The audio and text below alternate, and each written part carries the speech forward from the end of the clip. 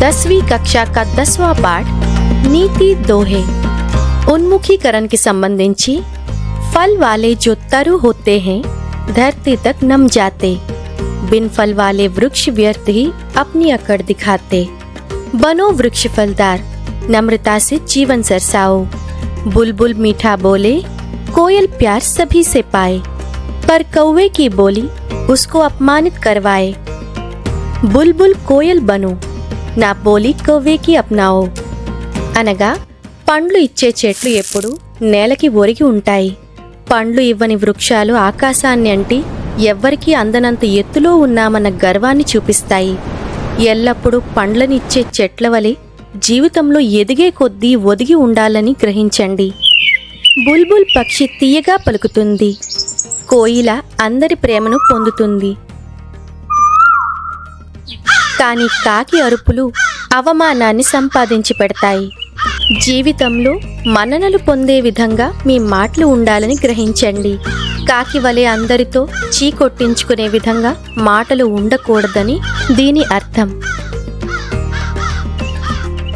ఈ ఉన్ముఖీకరణకి సంబంధించినటువంటి ప్రశ్నల యొక్క సమాధానాలను ఆన్సర్ చేయండి।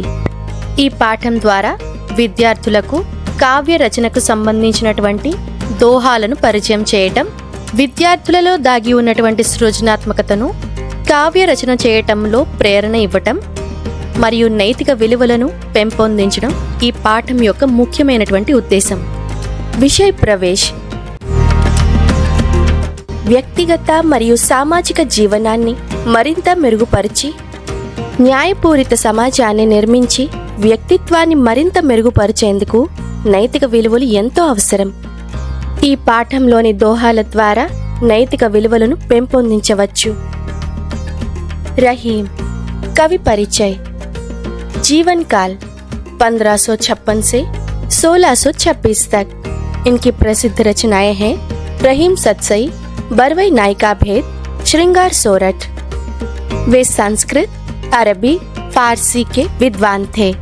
वे अकबर के मित्र और प्रधान सेनापति व मंत्री थे। कही रहीम संपत्ति सगे, बनत बहुत बहुरीत, विपत्ति कसौटी जे कसे, तेई सांचे मीत।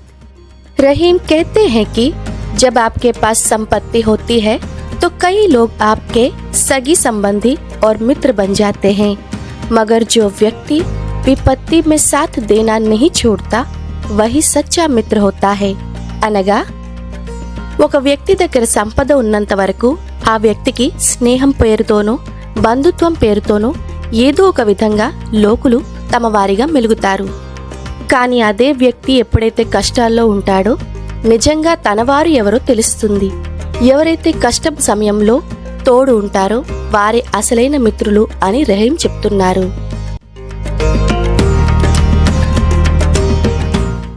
रहीमन पानी राखिए, बिन पानी सब सून, पानी गए न उबरे, मोती मानुष चून। भावार्थ, रहीम कहते हैं कि पानी को बचाकर रखना चाहिए क्योंकि पानी के बिना सब कुछ व्यर्थ है। इस दोहे में पानी शब्द के 3 अलग अलग अर्थ हैं। पहला, मनुष्य के संदर्भ में पानी का अर्थ है विनम्रता या इज्जत। इसके बिना मनुष्य का कोई मूल्य नहीं होता है। दूसरा, मोती के लिए पानी का अर्थ है उसकी चमक या आभा है। पानी के बिना मोती की चमक और मूल्य नहीं होता है। तीसरा, चून यानी आटा के संदर्भ में पानी का अर्थ है जल के बिना आटे को गूंथा नहीं जा सकता है। అనగా మనమందరం నీటిని సంరక్షించుకోవాలి, లేదంటే అంతా వ్యర్థమవుతుంది। ఈ దోహాలో పానీ అన్న పదాన్ని 3 సందర్భాలలో ఉపయోగించారు। మోతి, ముత్యానికి విలువని ఇచ్చేది దాని మెరుపు, ఆ మెరుపే లేకపోతే ముత్యానికి విలువ ఉండదు।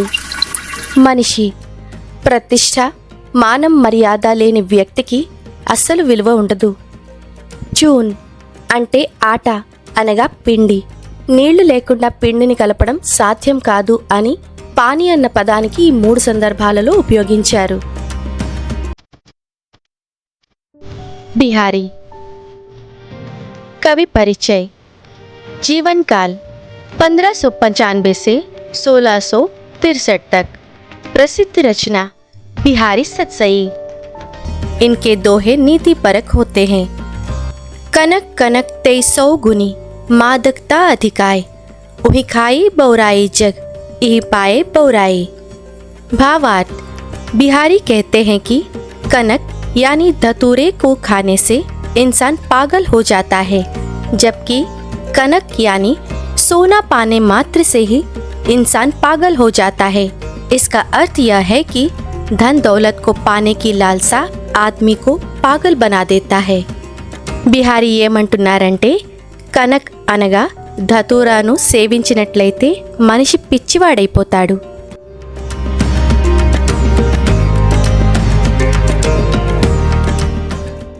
అదే కనక్ అనగా బంగారాన్ని పొందినంతనే మనిషి పిచ్చివాడైపోతాడు. అంటే ధనం పొందాలనే లాలస మనిషిని పిచ్చివాడిని చేస్తుంది అని అర్థం. ఈ దోహాలో యమకాలంకారం ప్రయోగించబడింది. కనక్ అన్న పదాన్ని 2 సార్లు 2 భిన్నమైన అర్థాలతో ప్రయోగించబడింది. దోహా, నర్ की अरु नल नीर की, गति एकई कर जोई, जे तो नीचो हवे चले, ते तो ऊंचो होए। भावार्थ, मनुष्य और नल के पानी दोनों की गति एक समान होती है। वे जितना अधिक नीचे झुकते हैं उतना ही ऊपर उठते हैं।